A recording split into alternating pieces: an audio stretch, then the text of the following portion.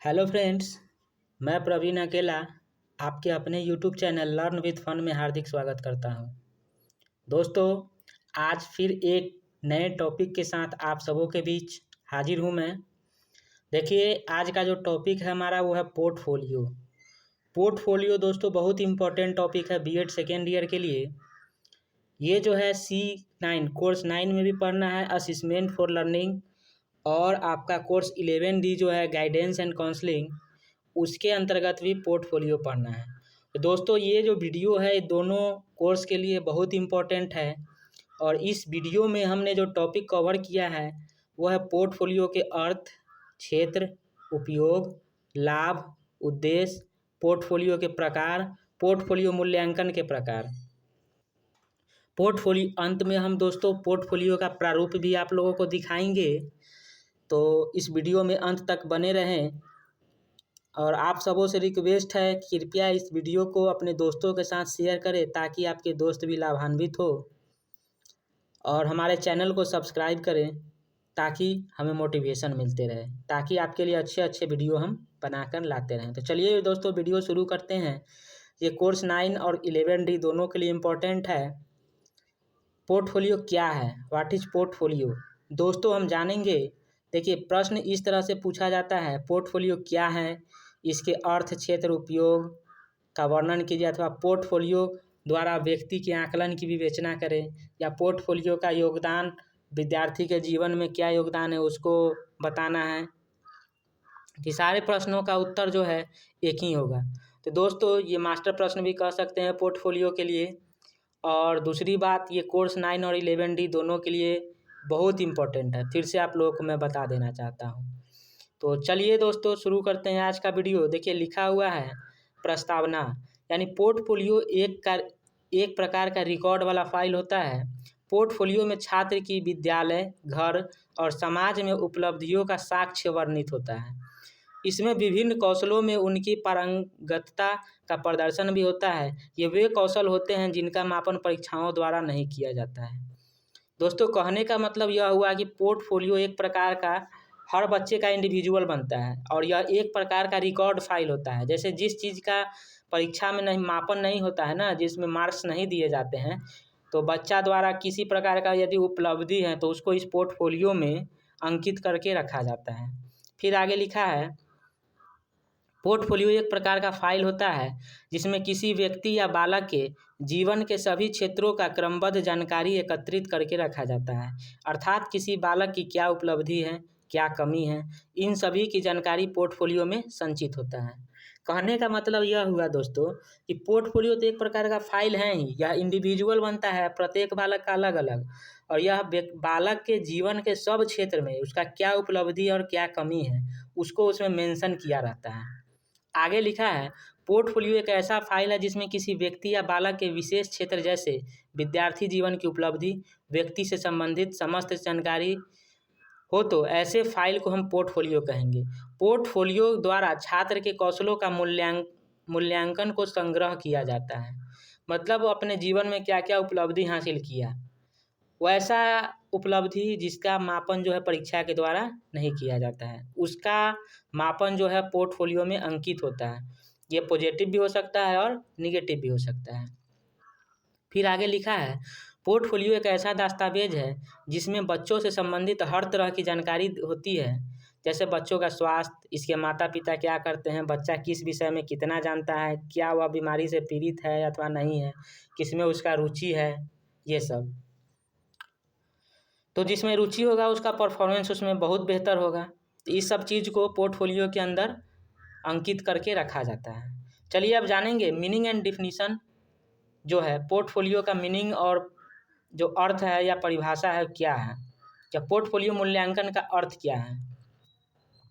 तो दोस्तों लिखा है, पोर्टफोलियो का अर्थ है कि पोर्टफोलियो विद्यार्थी की शैक्षिक गतिविधियों तथा विषयों से संबंधित उपलब्धियों तथा कार्यों का एक संग्रह है। पोर्टफोलियो क्या है?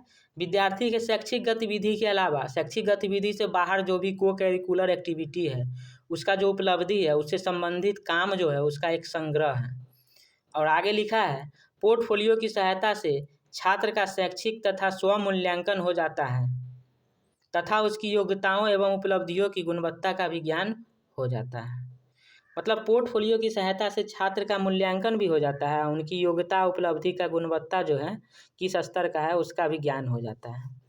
आगे लिखा है, जब पोर्टफोलियो से छात्र का मूल्यांकन होता है तब उसकी कमियों का भी ज्ञान हो जाता है और वे इस कमियों को दूर करने का प्रयास करते हैं। दोस्तों पोर्टफोलियो में अभी हम बताएं कि पॉजिटिव और निगेटिव यानी उपलब्धि और कमी दोनों चीज़ का अंकन होता है। तो उसमें उसको देखने के बाद विद्यार्थी की जो कमी है उसको दूर करने का प्रयास किया जाता है तथा जो उपलब्धि है उसको कीप इट अप मतलब उसको और बेहतर करने का प्रयास किया जाता है। अब हम जानेंगे पोर्टफोलियो के द्वारा मिलने वाली जानकारी। पोर्टफोलियो के द्वारा हमें क्या क्या जानकारी मिलती है उसके बारे में जानेंगे। देखिए, पोर्टफोलियो के द्वारा मिलने वाली जानकारी निम्नलिखित है। पहला जानकारी जो है पोर्टफोलियो की सहायता से व्यक्तिगत जानकारी मिलती है। दूसरा है इसकी सहायता से पारिवारिक जानकारी मिलती है। तीसरा है पोर्टफोलियो से शैक्षिक जानकारी मिलती है। चौथा है इसके द्वारा बालक की सांस्कृतिक तथा सामाजिक जानकारी मिलती है। पाँचवा है कला एवं खेल से संबंधित जानकारी मिलती है।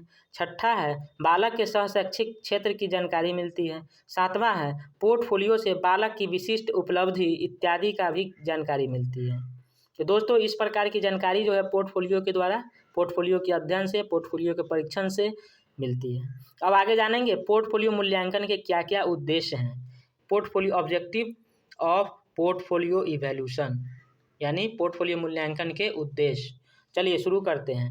पोर्टफोलियो मूल्यांकन के उद्देश्य निम्नलिखित हैं। पहला उद्देश्य इसका क्या है कि एक पोर्टफोलियो का मूल्यांकन एक छात्र द्वारा किसी विशेष दिन को जानने के बजाय समय के दौरान सीखने को दर्शाता है। जैसे एक शैक्षिक शास्त्र में विद्यार्थी ने क्या क्या उपलब्धि हासिल किया और क्या क्या उसका कमी रह गया, वो सब कहाँ अंकित होता है? पोर्टफोलियो में। तो एक किसी विशेष दिन का उसमें अध्ययन नहीं होता है, एक शैक्षिक सत्र यानी उसके सीखने का जो दौरान क्या क्या सीखा, क्या क्या कमी रह गया, उस सब चीज़ को उसमें दर्शाया जाता है। फिर दूसरा है पोर्टफोलियो मूल्यांकन एक छात्र को अपनी शिक्षा को प्रतिबिंबित करने, आत्म मूल्यांकन करने और उन अवधारणाओं की गहन समझ तैयार करने को अवसर प्रदान करता है जिसमें उपलब्धि हासिल कर लिए हो। ठीक है। फिर तीसरा है पोर्टफोलियो छात्र की शैक्षिक वृद्धि तथा विकास को प्रदर्शित करते हैं। चौथा है पोर्टफोलियो छात्र की शक्तियों तथा कमजोरियों को पहचानने में, प्रदर्शन का विकास करने में प्रयुक्त किया जाता है। मतलब शक्ति या कमजोरी को पहचानने में या उसका जो प्रदर्शन है उसका विकास करने में प्रयुक्त किया जाता है। किसका? पोर्टफोलियो का। फिर पांचवा है छात्र की योग्यताओं तथा बौद्धिक विकास का स्व मूल्यांकन इनके द्वारा किया जाता है। चलिए अब आगे जानते हैं पोर्टफोलियो के प्रकार, टाइप्स ऑफ पोर्टफोलियो। दोस्तों पोर्टफोलियो के दो प्रकार होते हैं, एक है प्रक्रियात्मक पोर्टफोलियो प्रोसेस पोर्टफोलियो और दूसरा है उत्पादक पोर्टफोलियो यानी प्रोडक्ट पोर्टफोलियो। चलिए अब जानते हैं। पहला है प्रक्रियात्मक पोर्टफोलियो यानी प्रोसेस पोर्टफोलियो।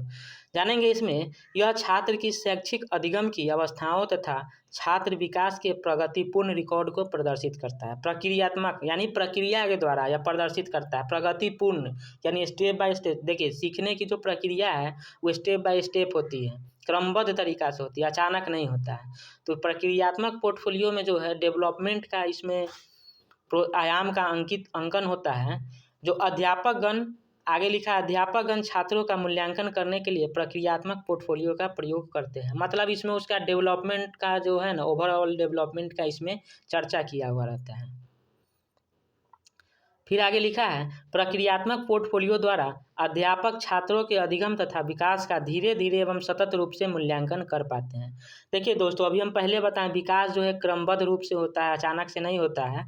तो इसका जो उसमें अंकन होता है उसका मूल्यांकन करने के लिए सतत यानी लगातार, मतलब लगातार जो विकास होता है उसका मूल्यांकन इसके द्वारा किया जा सकता है पोर्टफोलियो के द्वारा। फिर आगे नोट में लिखा है प्रक्रियात्मक मूल्यांकन में अध्यापकों द्वारा छात्र की प्रगति का पूर्ण रिकॉर्ड रखा जाता है।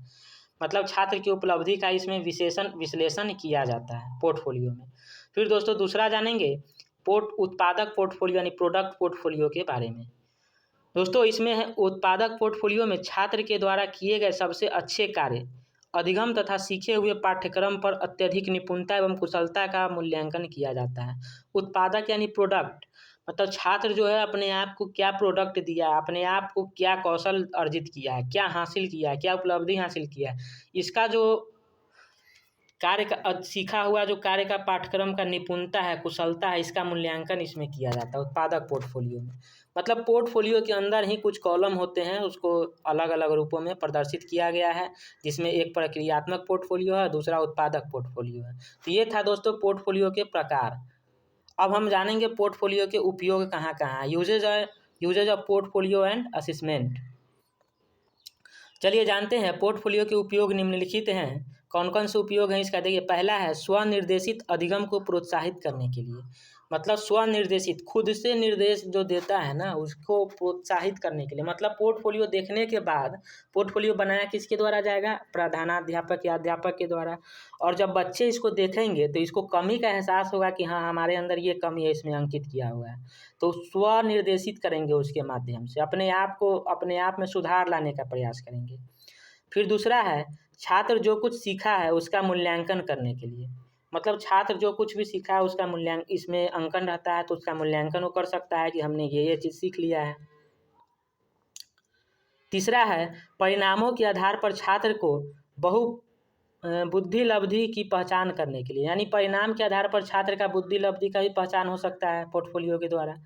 फिर है चौथा, छात्रों के स्व मूल्यांकन करने के लिए। छात्र स्व मूल्यांकन भी कर सकते हैं इसके द्वारा। फिर पांचवा है पोर्टफोलियो का उपयोग छात्रों के शैक्षिक स्तर को जानने में भी किया जाता है। तो दोस्तों ये थे 5 पोर्टफोलियो के उपयोग। इसके द्वारा छात्र अपने आप को निर्देशित कर सकते हैं, अपना मूल्यांकन कर सकते हैं, अपने अधिगम का जो स्तर है उसको जान सकते हैं, उनकी अपनी बुद्धि लब्धि क्या है वो जान सकते हैं, शैक्षिक स्तर को जान सकते हैं कि कितना कुछ सीख चुके हैं। तो ये था पोर्टफोलियो के उपयोग। पोर्टफोलियो के उपयोग हो गया। अब हम जानेंगे पोर्टफोलियो के मूल्यांकन के बारे में। Advantage of portfolio assessment. मतलब पोर्टफोलियो के मूल्यांकन के क्या क्या लाभ हैं। ठीक है, तो जो पहला है पोर्टफोलियो मूल्यांकन के निम्नलिखित लाभ हैं। पहला है पोर्टफोलियो मूल्यांकन में छात्र स्व मूल्यांकन द्वारा वर्णतिक सोच को उन्नत किया जा सकता है। वर्णतिक सोच मतलब क्या है?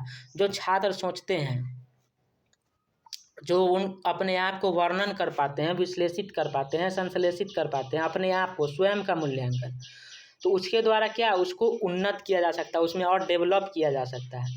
दूसरा है छात्र के कार्य पर आधारित प्रदर्शन का मापन भी किया जा सकता है।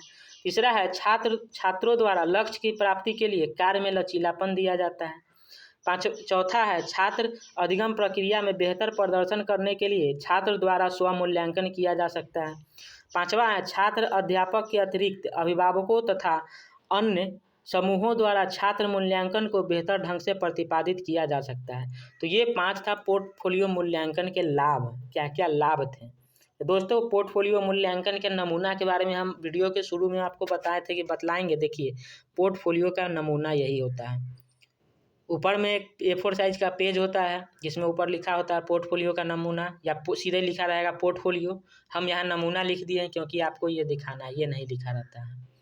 फिर आगे उसमें रहेगा नाम, व्यक्तिगत सूचना है ये, नाम, जन्म तिथि, किस कक्षा में है, रोल नंबर, लंबाई, वजन, क्या रंग है, रक्त समूह, ब्लड ग्रुप क्या है, विद्यालय में कब प्रवेश किया उसका फ़ोटो, फिर विद्यालय का नाम, माता पिता का नाम, फिर आधार नंबर, शैक्षणिक सत्र किस सत्र में वो एडमिशन लिया है, ये हो गया उसका व्यक्तिगत सूचना। फिर आते हैं पारिवारिक सूचना में। तो पारिवारिक सूचना में क्या है? माता पिता की योग्यता, पारिवारिक मासिक आय, परिवार के सदस्यों की संख्या, महिला की संख्या, पुरुष की संख्या, परिवार की आर्थिक स्थिति भी हो जाएगा इसमें, परिवार की सामाजिक स्थिति भी हो जाएगा इसमें। तो ये हो गया आपका पोर्टफोलियो का नमूना, इस तरह से होता है। चलिए अब आगे देखते हैं। आगे लिखा है निष्कर्ष यानी कंक्लूजन यानी निष्कर्ष में लिखा है निष्कर्ष। ये सबसे इम्पोर्टेंट होता है, इसमें समरी लिखना होता है। जो भी हम उत्तर दिए हैं अभी तक उसका समराइज फॉर्म एक लिखना होता है। तो इसमें लिखा है उपरोक्त विवरण से यह स्पष्ट होता है कि वर्तमान समय के बाल केंद्रित शिक्षा प्रणाली में प्रत्येक बालक का पोर्टफोलियो होना चाहिए जिसमें अध्यापक को समझने में कोई दिक्कत न हो। हम जानते हैं कि पोर्टफोलियो एक प्रकार का फाइल या दस्तावेज है जिसमें छात्र या बालक के जीवन के सभी क्षेत्रों का क्रमबद्ध जानकारी जो है एकत्रित होता है। मतलब इसके रहने से बालक के व्यक्तित्व को अध्ययन करने में सहायता मिलती है।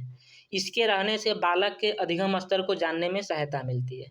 इसके रहने से बालक के शैक्षिक उपलब्धि को जानने में सहायता मिलती है। इसके रहने से बालक के शैक्षिक उपलब्धि के अलावा अनौपचारिक रूप से जो कुछ भी सीखते हैं उसकी क्या उपलब्धि है उसको जानने में सहायता मिलती है। इसके स्तर से बालक के स्तरीकरण होता है, स्तर का पता चलता है किस स्तर का है, उनकी बुद्धि लब्धि क्या है। तो दोस्तों उम्मीद करता हूँ आपको ये वीडियो पसंद आया होगा, तो कृपया हमारे चैनल को सब्सक्राइब कीजिए और वीडियो को लाइक और शेयर कीजिए। दोस्तों इस वीडियो के अंदर हमने जाना पोर्टफोलियो क्या है, इसके अर्थ, क्षेत्र, उपयोग, उद्देश्य एवं लाभ, पोर्टफोलियो के मूल्यांकन के प्रकार, ये सब जाने हैं। ठीक है, तो दोस्तों मिलते हैं आपसे अगले वीडियो में, तब तक के लिए थैंक यू।